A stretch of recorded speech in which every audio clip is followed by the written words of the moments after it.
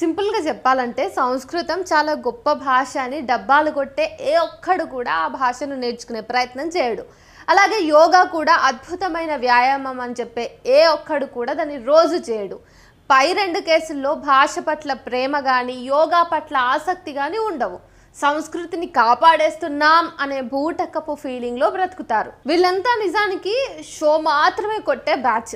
నిజంగా సంస్కృతాన్ని అధ్యయనం చేసిన వాళ్ళు, రోజు యోగా ప్రాక్టీస్ చేసేవారు ఈ షో చేసే వేషాలు వెయ్యరు. నిబద్ధతగా వారి పని వాళ్ళు చేసుకుంటూ పోతారు. యోగా ప్రాక్టీస్ చేసి నలుగురికి ఆ వ్యాయామం యొక్క లాభాలను తెలియజేసే అందరికీ అంతర్జాతీయ యోగా డే శుభాకాంక్షలు. ఇంకెవరైతే షో చేస్తారో ఇక వాళ్ళే యోగాకి బ్రాండ్ అంబాసిడర్స్ అన్నట్టుగా ఫోటోలు దిగి ఫోటోషూట్లు చేసుకుని నానా హంగామా చేస్తారో వాళ్ళందరికీ అయితే ఈ రీల్ అంకితం. కూటి కోసమే కోటి ఆసనాలు అన్నట్టు అన్నమాట.